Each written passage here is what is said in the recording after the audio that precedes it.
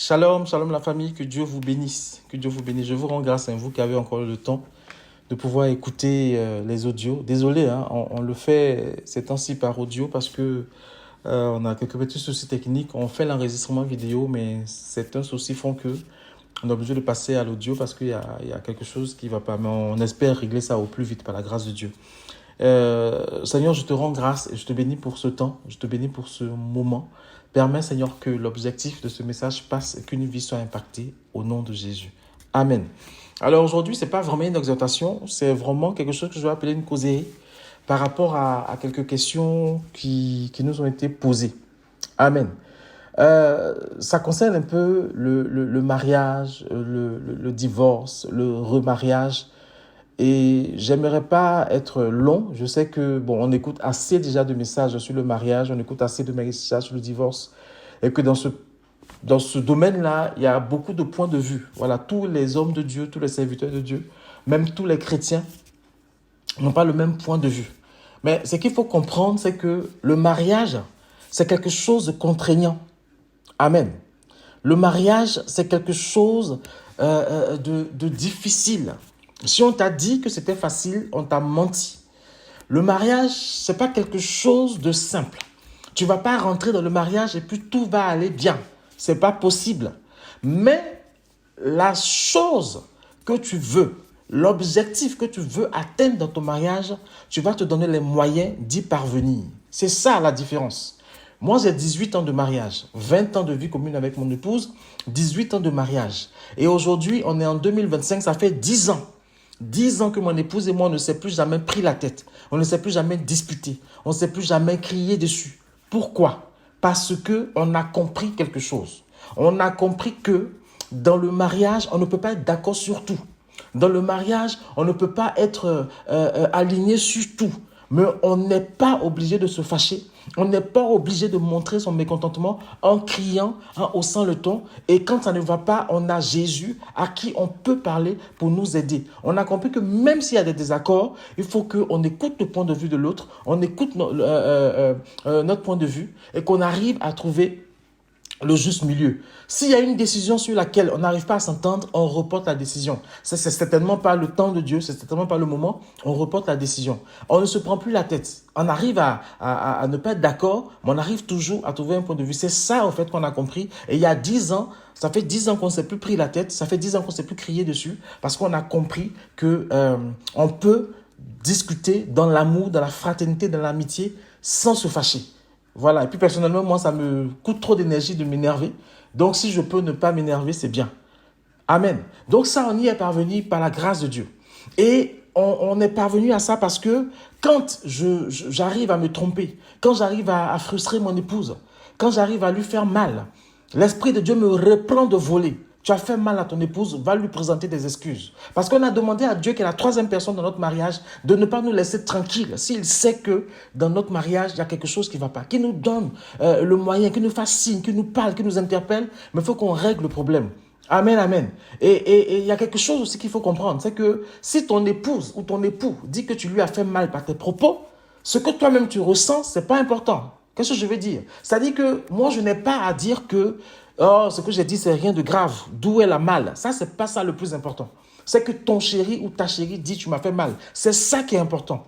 C'est sa douleur. C'est ce dont elle souffre sur le moment. C'est ça qui est important. Et c'est ça qui doit m'amener à aller lui demander pardon. Et une fois que je lui ai demandé pardon et qu'il est OK et qu'elle est OK, maintenant je dis chérie, excuse-moi, dans ce que j'ai dit là, en quoi est-ce que je t'ai blessé? Et elle va te dire ou il va te dire, et tu sais désormais que dans ce point-là, si tu veux lui parler, parle-lui autrement. Ça ne coûte rien. Amen. Mais tu t'es marié pour le bonheur de ta femme. Tu t'es marié pour le bonheur de ton mari. Pourquoi est-ce que quand il dit qu'il est en souffrance, tu ne prends pas ça en compte? Il y a un problème.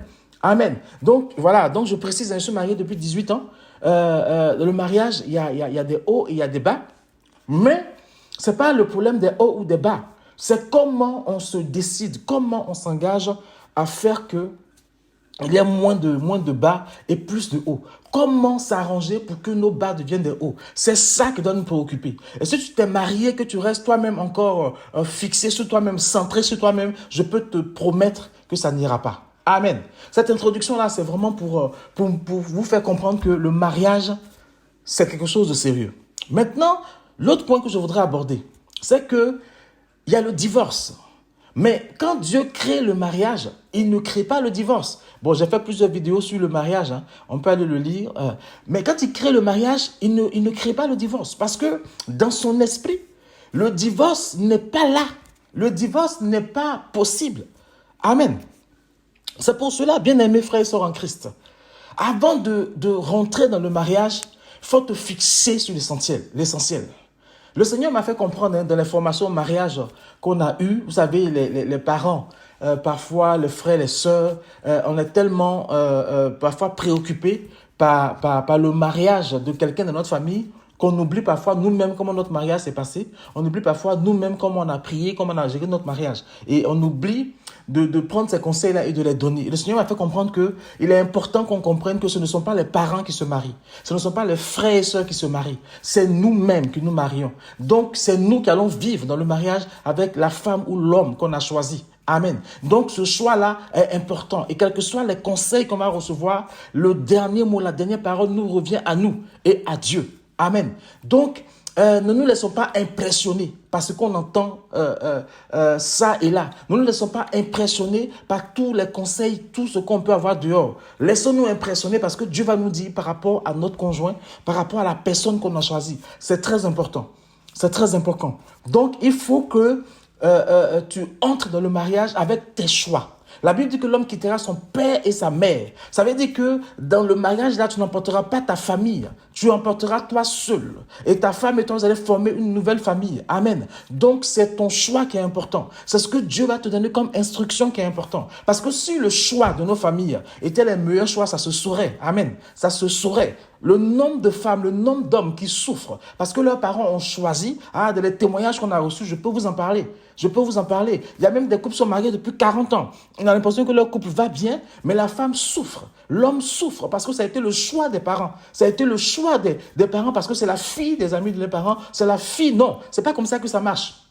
C'est nos choix. C'est nos choix. Bien aimé, j'ai vu une maman qui a quoi, la soixantaine. Et c'est maintenant qu'elle a demandé le divorce. Quand on lui a demandé, mais pourquoi demander le divorce maintenant? Elle dit parce que les enfants sont grands, les enfants sont partis. Elle en a marre de souffrir dans ce mariage, d'infidélité, de violence, d'incompréhension, de négligence, de tout ça. Donc elle est fatiguée, elle s'en va. On dit, mais maman, vous êtes âgée. Elle dit, c'est pas grave. De toute façon, là, j'ai plus besoin de me marier, mais trop, c'est trop. Vous voyez un peu? Donc, même nos mamans, nos grands-mères qui sont dans le mariage comment je vais dire ça? Le mariage de choix qui ne sont pas les leurs souffrent. Donc, la longévité d'un mariage ne signifie pas bonheur dans le mariage, ne signifie pas qu'on est heureux. Amen. Les mariages de convenance ne font pas des mariages heureux. Amen. Donc, il faut que, avant de te marier, tu fasses ton choix. Ce soit ton choix avec Dieu. C'est très, très, très important. Amen, amen. Retenons que le divorce, à la base, n'est pas une option pour le Seigneur.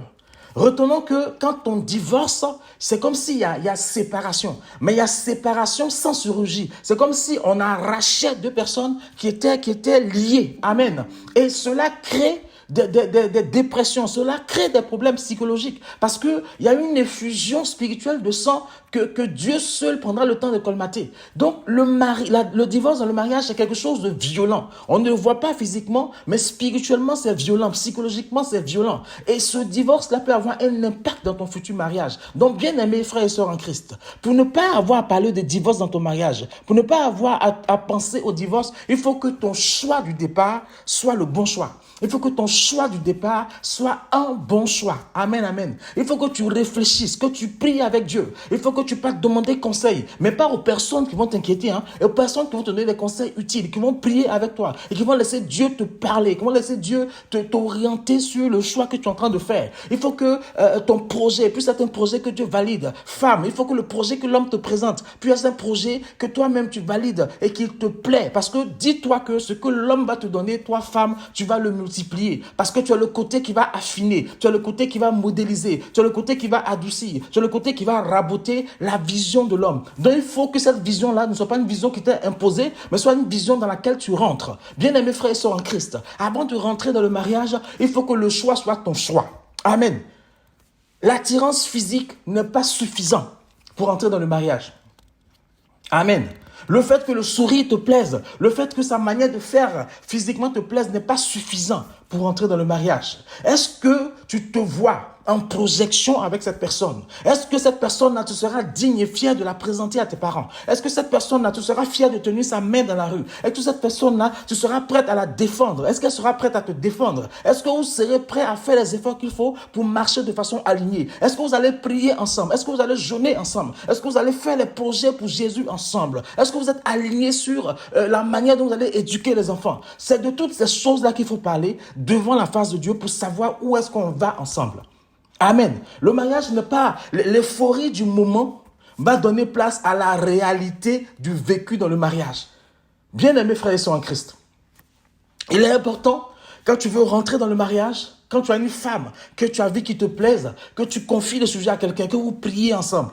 Et que vous priez ensemble. Et que Dieu vous donne d'évoquer tous les sujets. Dieu vous donne de toucher à tous les sujets. Amen. Il est important aussi, comme je le dis aux chrétiens, si vous avez des pasteurs, si vous avez des grands frères qui peuvent vous former au mariage. Je ne parle pas de cette formation, de formalité qu'on fait dans nos assemblées. Non. Il faut qu'il y ait une formation qui passe par toutes les trappes, par tous les points de le mariage. On parle des ex, on parle de la sexualité, on parle des enfants, on parle de la psychologie, on parle de la cure d'âme, on parle de tout ça dans le mariage. J'ai dit cure d'âme exprès. Parce que quand tu dois rentrer en formation dans le mariage, il faut qu'on vous prenne chacun pour parler de votre vie, de votre vécu, de votre idée du mariage, de votre vécu dans vos familles, comment vous pensez le mariage, comment vous concevez le mariage, afin que par la prière, par la formation, on puisse modifier certaines choses. Et c'est très important de vous soumettre à une formation avant de rentrer dans le mariage. Bien aimé, parce que il faut retenir, comme Malachie 2, 16, Yahweh, notre Elohim, notre Dieu, il est le divorce. Il est le divorce. Il a le divorce en horreur. Il ne veut pas que nous parvenions au divorce. Parce que Dieu m'a montré que psychologiquement et spirituellement, quand on divorce, c'est violent. Il m'a montré carrément une chair, parce que quand on est marié, on est une seule chair. Et la personne qui est mariée, et quelqu'un vient arracher. Parce que la Bible dit que que personne ne sait pas ce que Dieu a uni. Il vient arracher. Donc il y a une effusion de sang. Il faut que Yeshua vienne, alléluia, pour colmater, pour faire une chirurgie. Donc, Dieu est le divorce. Donc, comment je vais dire ça? Ne sois pas en train de te marier pour dire que si ça ne va pas, je vais divorcer. Prends le temps de cheminer. Prends le temps de te fiancer. Prends le temps de te former. Et comme j'ai dit là, à partir de 6 mois, on commence à connaître quelqu'un. Mais dans le mariage, il vaut mieux pousser jusqu'à 9 mois. Pour la formation, pour tout ça, les habitudes de la personne vont paraître. La personne va commencer à se révéler réellement. Parce qu'on peut faire semblant, mais on ne peut pas faire semblant longtemps. Bien aimé, si tu es en train d'organiser ton mariage, si tu es en train d'aller dans le mariage et que tu as un doute, fais un stop, fais une halte, réfléchis encore. On a suivi un couple et on leur a dit à un moment donné que si ça ne va pas, s'il y a trop de divisions, faites une halte et discutez. Ils ont fait une pause, ils ont discuté et puis ils ont poursuivi leur organisation du mariage. Et c'est important de savoir s'arrêter et de voir comment les choses avancent et puis comment améliorer les choses. Parce que Dieu déteste les divorces. Dieu est le divorce. Dieu a le divorce en horreur. Il ne marie pas pour qu'il y ait divorce. C'est pour cela qu'il est important que tu fasses le choix que Dieu a fixé pour toi. Il est très important pour cela, bien amis frères et sœurs en Christ. Amen. Et la Bible dit, 3 causes donnent le divorce. La première chose, c'est qu'il y a infidélité. C'est infidélité, hein. Il y a infidélité. Tu as trompé ta femme, tu as trompé ton mari.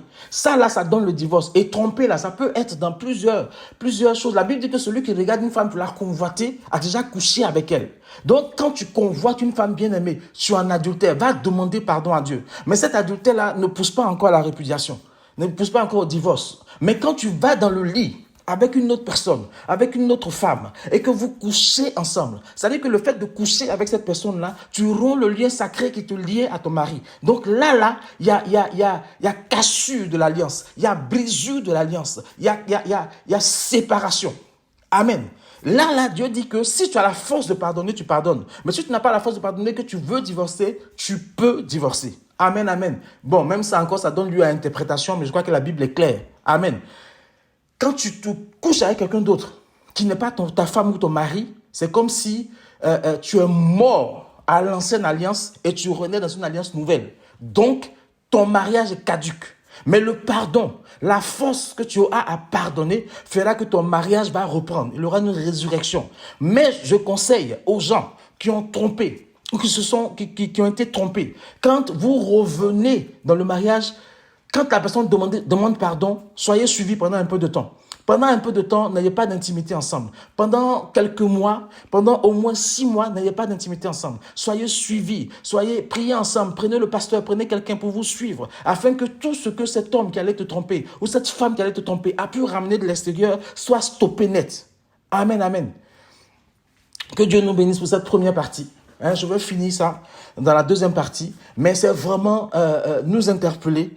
Le mariage, c'est quelque chose de contraignant. C'est pas quelque chose de facile. Donc, ne rentre pas dedans comme ça, comme un immature, comme un enfant. Rentre dedans avec ton choix, avec maturité et avec Jésus. Que Dieu nous bénisse. Et on va poursuivre cette deuxième partie la prochaine fois. Shalom, shalom. Et souvenons toujours que Yahweh Sabaoth, c'est notre papa. Shalom.